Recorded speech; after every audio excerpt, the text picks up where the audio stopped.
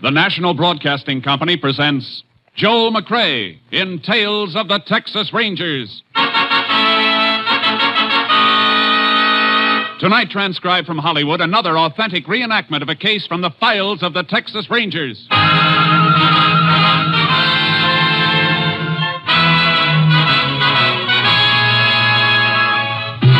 Tales of the Texas Rangers, starring Joel McCrea as Ranger Jace Pearson. Texas, more than 260,000 square miles, and 50 men who make up the most famous and oldest law enforcement body in North America.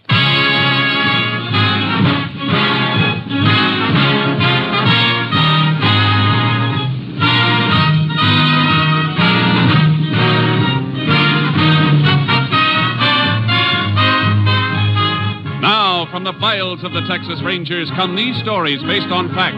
Only names, dates, and places are fictitious for obvious reasons. The events themselves are a matter of record.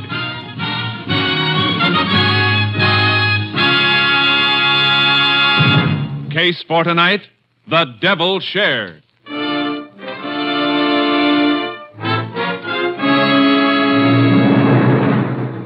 It is 6:45 p.m., October 26, 1939.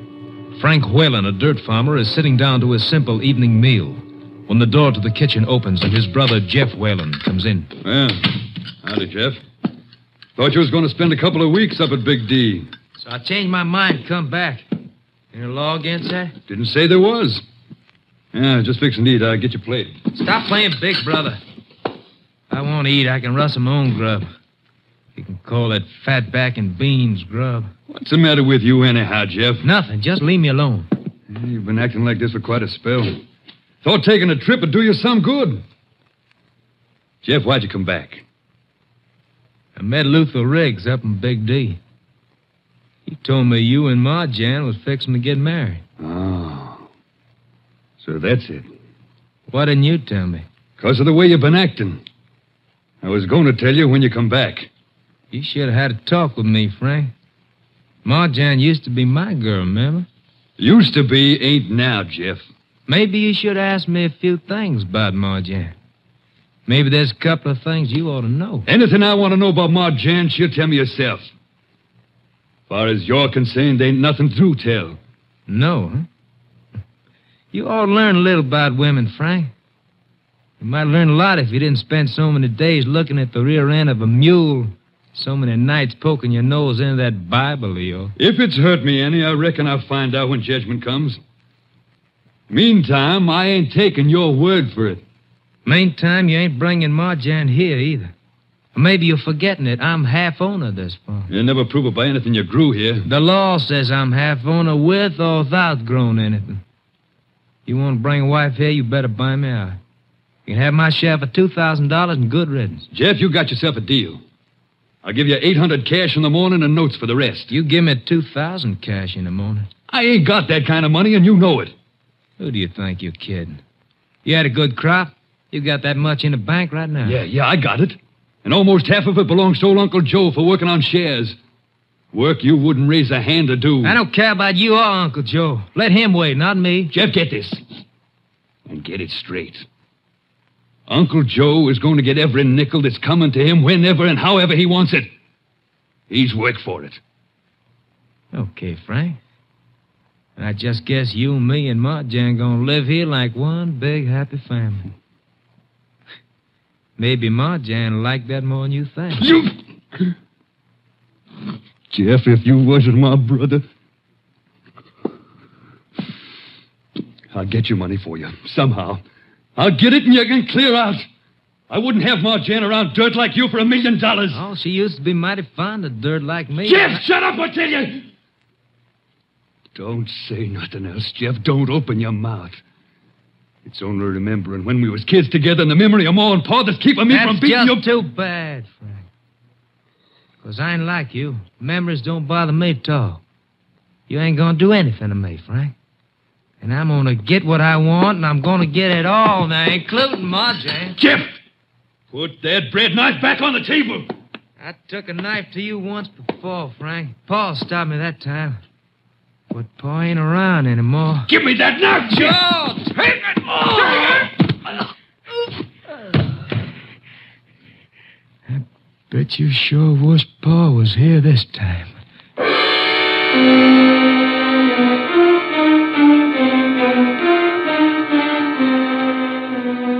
Jeff Whalen waited until next morning before reporting the death of his brother Frank to the local sheriff. The sheriff asked for the assistance of a Texas Ranger. Ranger Jace Pearson was assigned to the case. Well, Jace, I went all over the place earlier this morning when I was called here, and now you've been all over it. If you see anything, I must have missed it. Doesn't seem to be much to see except the body. Want to talk to the brother now? He's still waiting in the parlor. Yeah, I know. I'll see him in a minute. Look at the table where Frank Whalen was eating. I was cutting his bread from this whole loaf. Crumbs show that. And it was a sharp, clean cut. This eating knife's the only one on the table, though. That's not sharp enough to slice the bread that way. He might have cut the bread, then put the knife away. It's possible, but it doesn't figure. No, it doesn't. Fella sits down to his food, he don't put nothing away until he's through. And Whalen wasn't through. From the looks of it, he just started to eat. What you looking in the drawers for? Murder weapon, maybe? Something like this bread knife? Could be, I guess, but that knife's clean. Yeah, too clean. Look at the blade and the handle. Well, what about them? The other knives in this drawer don't shine like this one. This one's got special treatment. Hey, I see what you're driving at. You figured it was rubbed with a scouring pad to remove blood, maybe, huh?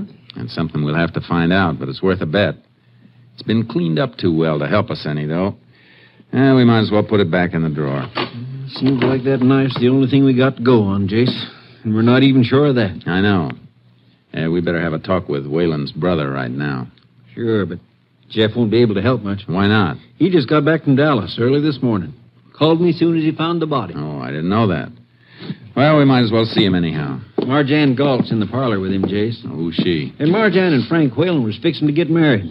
Folks tried to keep her away when the news got out, but she came anyhow. Yeah, it's just as well. She might know something. She's broke up pretty bad. Parlor's here. Sliding door, I'll open it. Jeff, the ranger'd like to talk to you and Marjan now. When can I see Frank? I want to see him now. I think it'd be better if you didn't, ma'am. For your own good, Marjan. Last night. Only last night I was home, but I was sewing pillowcases. No, come on, please, Marjan. Look, do you have to talk to her now? I can tell you anything you want to know. All right. But I think you'd better come into the next room then. Okay. Ma'am, why don't you just stretch out on that sofa and rest? All right, Jeff. When did you find your brother's body? Well, like I told the sheriff, by 5 o'clock this morning when I come home. He was killed last night around dinner time. Where were you then? On the road, I reckon. I've been up to Big D for the last 5-6 days. You drive back? Didn't have nothing to drive back in. I hitch rides. Come back same way I went. And got here at 5 a.m.? When'd you leave Dallas? Well, yesterday afternoon, I guess, about 2 o'clock. Why? Why are you asking me this? You're supposed to be finding out who killed Frank. Now, don't get steaming, Jeff. Ranger's got a reason for asking. You didn't touch anything in the house when you got in? Ranger, first thing I saw was my brother laying there on the kitchen floor. Then I hightailed back to the highway and called the sheriff. Waited right there till he come pick me up. Okay. Your brother been having trouble with anybody? You know of any reason why anybody might want to kill him? Oh, no. Nothing I can think of. Except... Go ahead, Jeff. Well, just something come to my mind, Sheriff, but no, couldn't be him. Couldn't be who? Come on, Jeff. Your brother's laying dead in there. We got to know every little thing, no matter how small. Well, all right. Just before I left, Frank did have a little argument with Uncle Joe.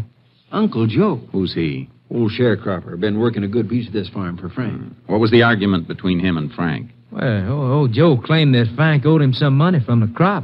Frank said it didn't. They's both pretty hot about it. Well, that don't sound like your brother Frank. Or Uncle Joe. Well, I know it don't. It was probably just a misunderstanding. They straightened out. That's why I told you it wasn't worth mentioning. When it comes to murder, anything is worth mentioning. And this sounds like it might be plenty important. Sheriff, we better ask Uncle Joe to account for his movements last night. We haven't seen him around, but his granddaughter Belle might be able to tell us something. She's been standing around outside the house ever since we got here. Look, I'd like to go back to Marjan. She needs somebody with her. All right, go ahead. And tell Belle to come in here, will you? All right. I'll send her right in. Oh, just a second, Jeff. Yeah? You must be pretty tired. You have much trouble catching rides last night?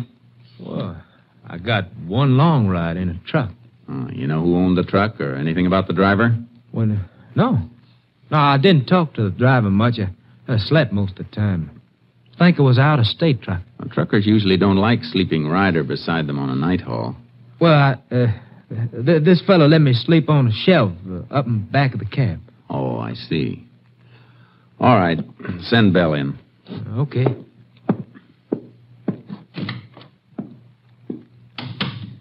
You've been asking him a lot of funny questions. Yeah, and he's been giving me a lot of funny answers. What do you mean, Jace? That stuff about sleeping on the shelf in a truck cab. He never slept in that suit he's wearing. It's too well pressed. So he changed clothes when he got home this morning. He said he ran to call you the minute he saw his brother. You want to see me, Mr. Ranger? Yes, Belle. Come in. Belle, you and your grandfather, Uncle Joe, you live on this farm? Yes, sir. That little house down there near the meadow. You can see it. Just the two of you? Yes, sir. Where was your grandfather last night? He was home, sir. He don't never go no place. Was he home all night? Where was he at dinner time? Home, sir, honest. Only time he left was for a few minutes to bring... He didn't leave the house at all. Not at no time. He didn't leave the house at all. Belle, you're lying. No, Sheriff, no, I'm not. Look, Belle, you started to say something, then you backed away No, from sir, it. I didn't. Belle, if you want to help us and your grandfather, you better talk up. I told you everything. Honest, I did. With all this going on, why Grandpa around? Why'd he run off? He didn't run off. He went to the church to pray for Mr. Frank. He loved Mr. Frank. He would never hurt him. Mr. Frank was good to us. Where's their church, Sheriff? Left fork of the road, this side of town, but he probably ran off someplace. We'll find out about that later if he isn't at the church. Let's go.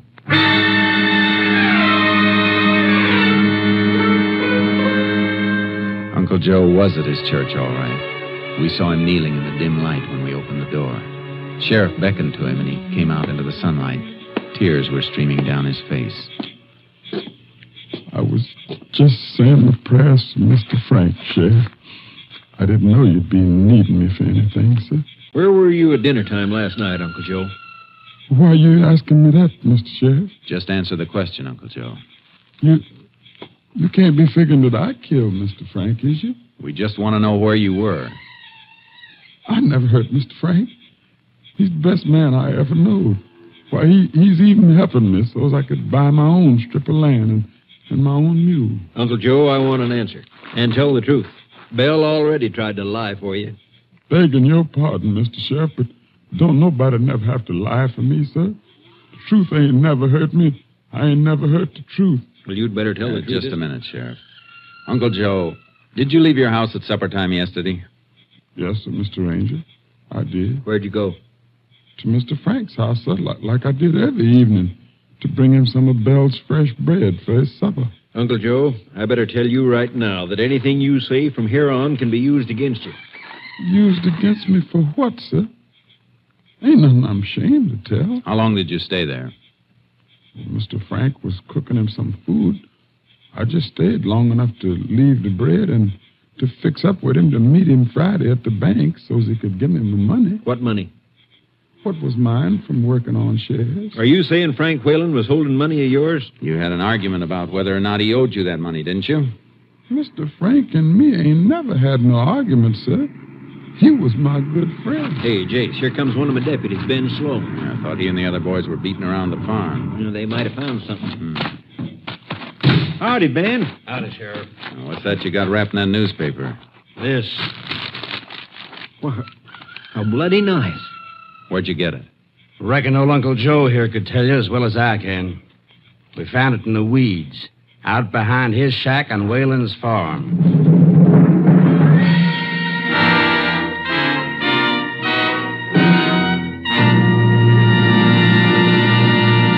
You are listening to Tales of the Texas Rangers, starring Joel McCrea as Ranger Jace Pearson. We continue now with tonight's case, The Devil's Share, an authentic story from the files of the Texas Rangers.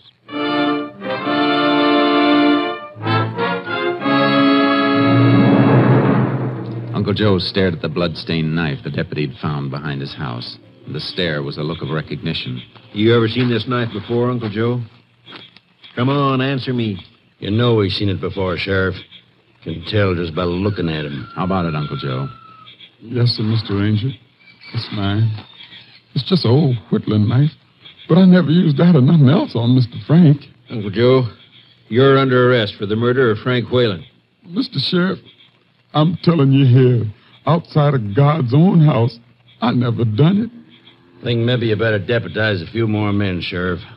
We might need 'em. Why? What for? People around here thought mighty high of Frank Whalen, Jace. They aren't going to cotton to the idea of him being killed by somebody he took in and helped. And you can't blame him for that. I can blame anybody for anything that doesn't follow the law. You're not going to have any problem with Uncle Joe, Sheriff. I'm going to take him off your hands. Now, hold on, Jace. He's my prisoner, and I'll guarantee his safety. I know you'd protect him. That isn't why I'm taking him. I'll give you a receipt for him and bring him back here later. Where are you taking him? On a radio for Unit 88, the Ranger plane, to pick us up and fly us to Austin. And you'd better hand over that knife, Ben. That goes with me.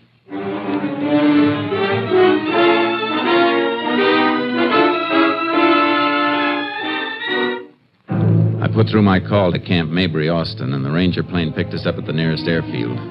Uncle Joe tightened up as we took off, and his lips moved like he was praying. After that, he relaxed. Where you taking me to, sir? Ranger camp and lab at Austin, Uncle Joe. You know what a lie detector is? No, sir. Well, it's a kind of a machine. It's called a polygraph. It can tell whether a man is lying or telling the truth. Now, whether or not you take the test is up to you. We can't force you. But I'm colored, folks, sir. Would it work right on me? Yeah. It'll work all right, Uncle Joe. Well, if you say it's all right, Mr. Ranger, then I'll do it. I trust you, sir. You's good folks. Like Mr. Frank was.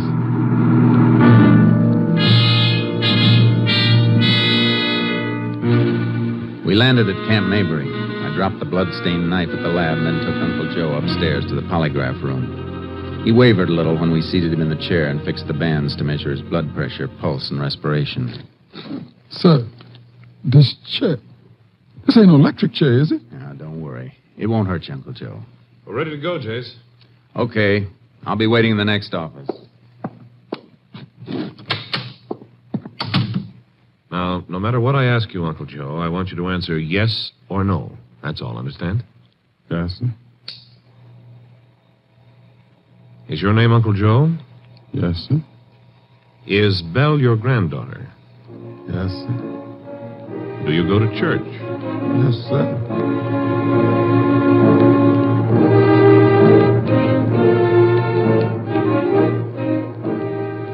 I waited in the next office, knowing what was happening.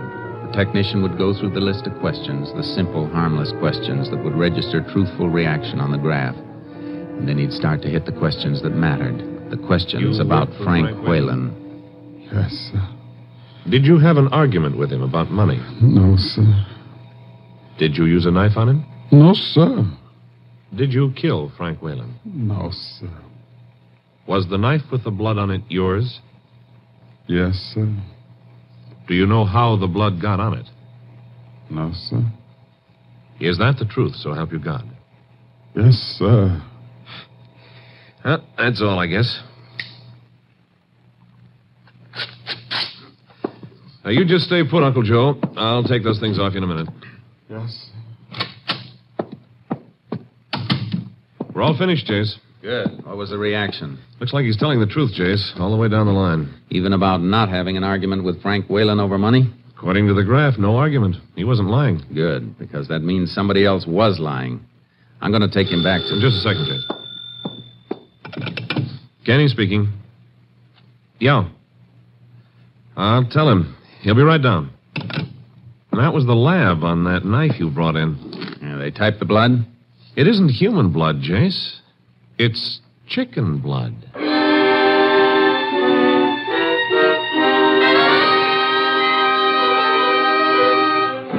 Unit 88 flew us back to the airfield where I'd left my car and horse trailer. The sheriff had been notified that we were returning any Metis at the jail with a couple of deputies. At my request, Uncle Joe agreed to spend the night in a cell for safekeeping. Then I filled the sheriff in on what I'd found out at Austin. kicking blood. I don't get it, Jace. Why didn't Uncle Joe say he'd use that knife to kill a hen? Because he didn't. That knife was planted where it was found. And whoever planted it didn't expect the investigation to go any further. Uncle Joe kept the knife in the shed behind his house. Killer got it during the night after the murder, stuck a hen with it, and tossed it in the weeds. Have to be somebody who knew the place pretty well to find that knife and do the planting. It was somebody who knew the place. Frank's brother, Jeff? Frank's brother, Jeff. What do you know about him? Has he ever been in any trouble? Not around here. We better check and find out where he stayed in Dallas and who saw him while he was there. We don't know for sure he was there. Oh, he was there, all right. How do you know? Because Luther Riggs saw him. Luther just drove back from Dallas this morning. I met him about an hour ago, and he told me he'd seen Jeff there. How long was Riggs up in Dallas? Just overnight. Quick business trip. Why? And didn't it seem kind of funny that Jeff hitchhiked back here in such a hurry when he could have stayed over until this morning and gotten a sure ride with somebody he knew? Didn't think of that. Where does Riggs live? Farm, 4 mile out. Let's drive out there. I want to see him. Well,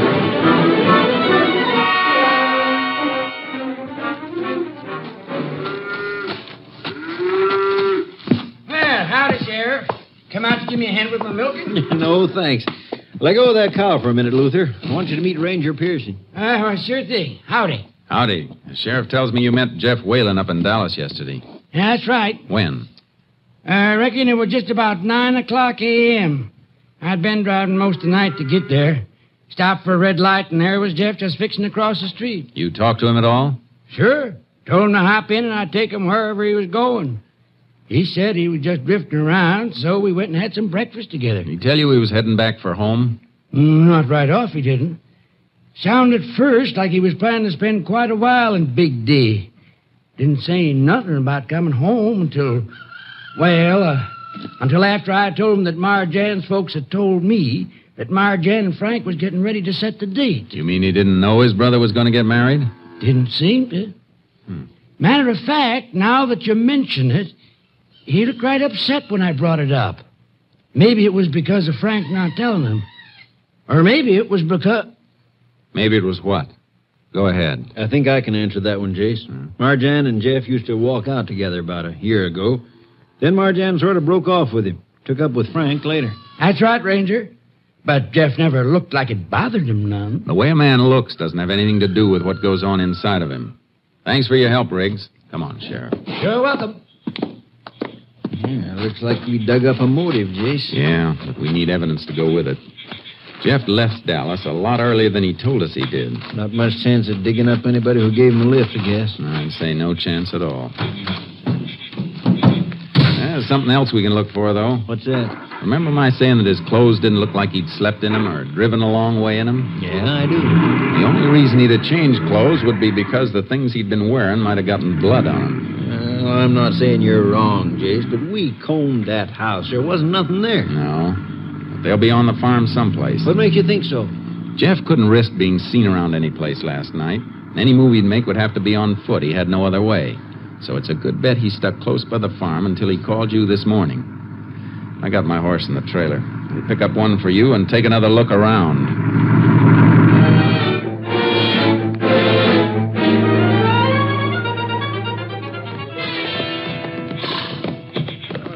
Jace, we've been out here half the night. I don't think we're going to find anything. Maybe not. Come on back to my place and let's hit the sack. When we wake up, we can start out fresh. I don't want to wait too long. If we come here by daylight, Jeff will see us looking.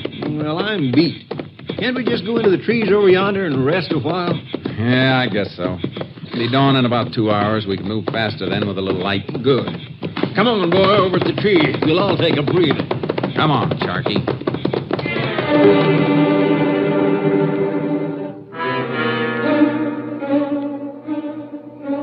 We moved into the trees, dismounted, and hobbled the horses. The sheriff dozed off quickly, and then I began to nod. But an hour later, I came out of it. There was a bright glow across the fields, beyond some corn stalks, and it wasn't the morning sun. I put my hand over the sheriff's mouth and shook him. Shh. Hey, look over there. Looks like a fire. Yeah, just beyond the corn. Come on, quick and quiet.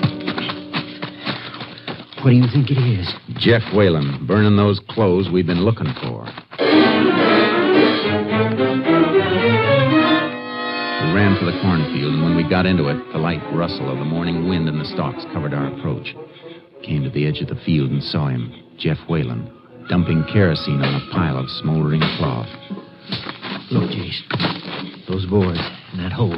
Yeah, old well covered over. He dumped the clothes in there last night. Now he's come back to burn them. Must have been some water in the well. They're smoldering. They won't burn right. He will if he keeps pouring kerosene on them long enough. Let's get him. All right, Jeff. What? That's enough. Drop that can. Drop it, I said. Well, sure. Sure, I'll drop it. Watch it, Jace! He threw the can onto the fire, and a sheet of flame leaped up between us like a blinding flare. I dove across it, trying to clear my eyes. Look out, Jace. He's got a knife. I was on him before I saw him. The blade flashed. I dug for my gun, but I couldn't bring it up in time. The knife slashed into my shoulder and went to the ground. He landed on top of me, but as he raised his hand to strike, I got my gun free with my left hand and slapped the barrel against the side of his head. You all right, Jace? Yeah. I guess my shirt will need a little stitching, though. Your shoulder will need a little stitching, too. Couldn't risk a shot. You were too close. Yeah. Come on. Got to stamp that fire out before all the evidence is burned. Well, that's only kerosene on the ground burning. I kicked what we need out of the fire. Plenty left for your lab to work on. Good thinking, Sheriff. Coming too, Jace. Yeah. All right, Jeff. Come out of it. Come on. What'd you jump me for? I was only burning some old thing. Yeah, we know. The old things you happened to be wearing when you killed your brother. You were right about that bread knife, Jace. Look, here's what he used on you. You got nervous about that, too, didn't you, Jeff? Decided to get rid of everything and let old Uncle Joe ride for you. Oh, look, you're crazy. I don't know what you're talking about. Yeah? I talk kind of a foreign language. But maybe the grand jury will understand me when they indict you for murdering your brother. Come on. Get on your feet. Move.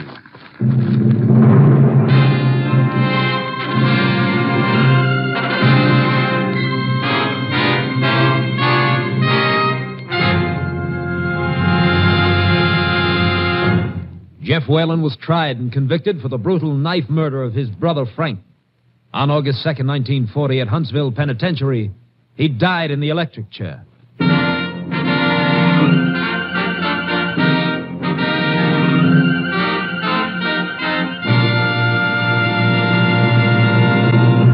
This is Joel McCrae, wishing you all a very, very happy new year. Good night, folks. See you next week. Next week, Joel McCrae in another authentic reenactment of a case from the files of the Texas Rangers.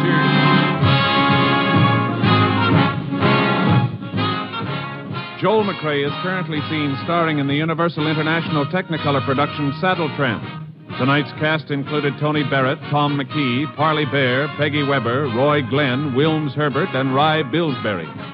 This story was transcribed and adapted by Joel Murcott, and the program was produced and directed by Stacy Keach. Hal Gibney speaking.